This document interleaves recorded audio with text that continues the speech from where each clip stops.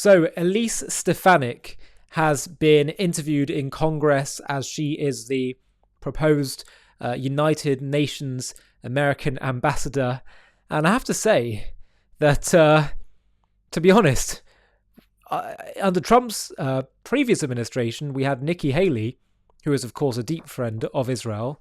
And we now have someone who is, I would say, showing even more moral clarity, even more clarity and strength of support for Israel from what I can see. I want to show you a few of the clips from the congressional hearing.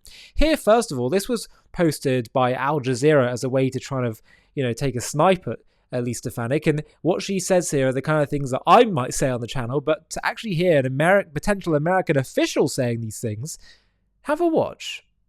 I asked you in my office also about whether Palestinians have the right of self-determination. My understanding was you said yes. Do you have a different answer today?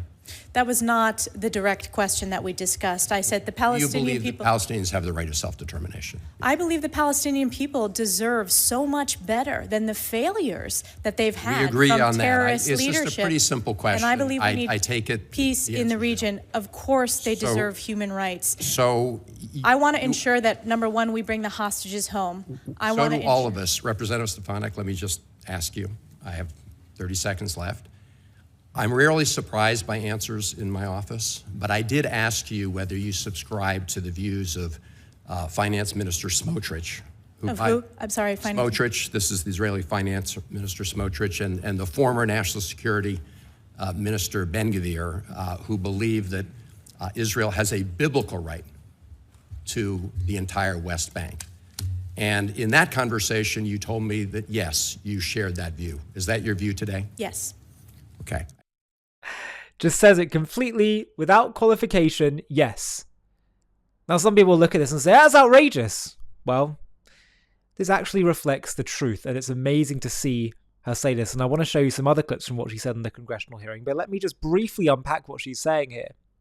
Let's be clear, the Arabs or self-described Palestinians who creates that term really as a cynical ploy to undermine Israel, not because they genuinely believe they have some kind of unique identity.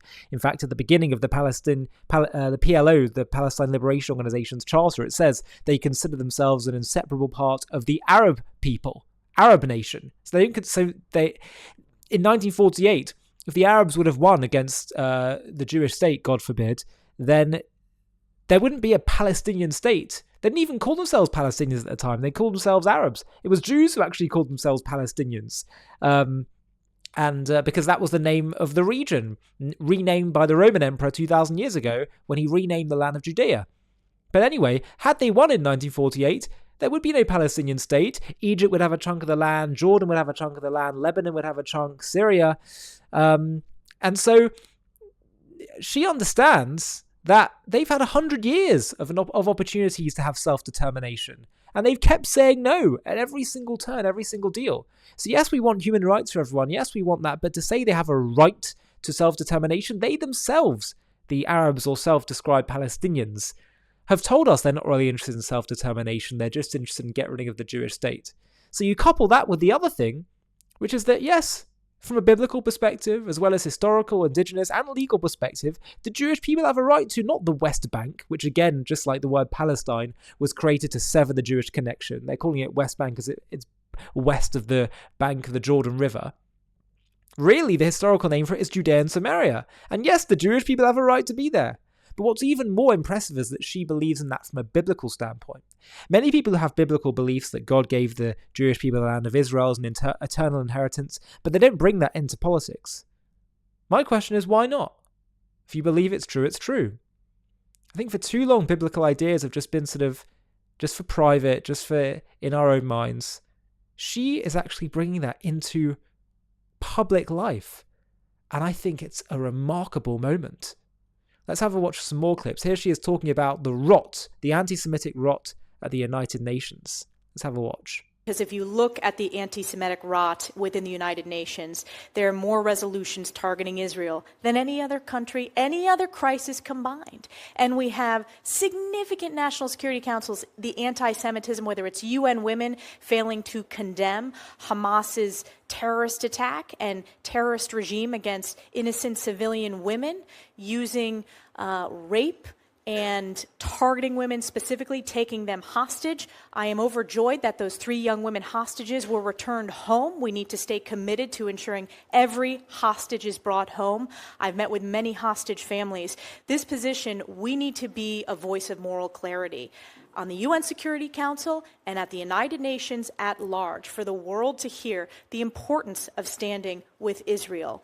And I intend to do that. This year will mark the 50th year since the disgraceful Zionism is Racism resolution at the United Nations. And at the time, our U.S. Ambassador, Daniel Patrick Moynihan, spoke out strongly against that disgraceful resolution. That is the type of leadership that I hope to bring, if confirmed, to the United Nations. And President Trump has a tremendous record when it comes to standing with Israel, whether it's the Abraham Accords, whether it's his commitment to combating anti-Semitism, or recognizing Jerusalem as the eternal capital of Israel. This is a strong, strong record, and I hope to do that at the UN if confirmed. Amazing. And she's absolutely right. I mean, the hilarity of the fact that there's been more resolutions against Israel in the United Nations General Assembly than all other nations combined. It's just absurd. I mean, anyone that wants to tell me with a straight face that the United Nations is not deeply biased against Israel is completely out of their minds, honestly. Let's watch another clip. I agree with that. I asked you in my office also about whether Palestinians have the right of self-determination. My understanding was you said yes. Do you have a different answer today? No, we saw that clip actually, didn't we? And here she's talking about also the Jewish people's right to, let's just be clear, the right of the Jewish people to Judea and Samaria, and she has moral clarity on that. And then let's look at a clip of her talking to Senator Ted Cruz about UNRWA, which of course was deeply complicit in October 7th attacks. Have a watch. Let's move to another topic. You and I talked about the deep rot in the United Nations when it comes to supporting terrorism against America and our allies, especially Israel. As you discussed with Senator McCormick, UNRWA has for decades provided material support for Hamas and other terrorist groups in Gaza. The World Health Organization has also been deeply complicit in the use of hospitals by Hamas for terrorist activities, including for the holding of hostages. The complicity of these organizations deepened after October 7th. The Biden administration embraced UNRWA and the World Health Organization. Congress prohibited the Biden administration from funding UNRWA, but the administration officials circumvented that prohibition by using UNRWA infrastructure. Yesterday, the president rightly and immediately withdrew our participation from them. I think that was a critical first step, but the next step is to enable American citizens to hold these organizations accountable. We currently have a very odd legal environment where these organizations enjoy more sovereign immunity than states, and thus are shielded from accountability. Last Congress, I introduced the Liable Act and was joined by 4 current members of this committee, including, as well as, Secretary of State Rubio. The bill will allow American victims of terrorism and their family to sue international organizations that support terrorism against this. I will soon reintroduce it in this Congress. What is your understanding of the role these organizations have played in facilitating terrorism against Americans, Israelis, and our allies?